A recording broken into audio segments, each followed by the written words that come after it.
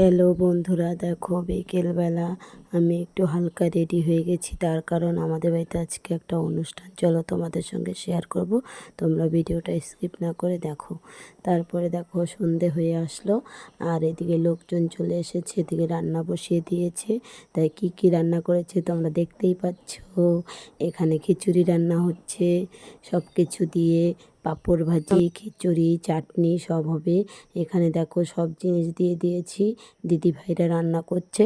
তারপরে দেখো এখানে একটা বড় মা রান্না করছে, তারপরে সবাই রান্না করছে। আর এদিকে দেখো দিদি ভাইরা বসে বসে গল্প করছে।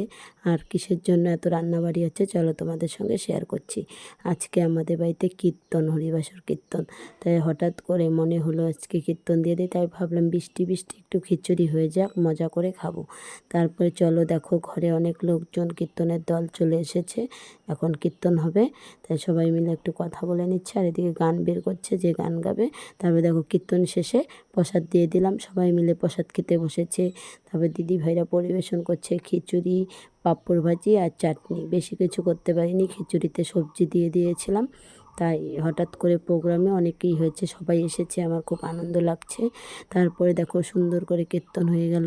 তাই বেশি বক বক করবো না, ভিডিওটা রাখছি। সবাইকে শুভরাত্রি, সবাইকে টাটা।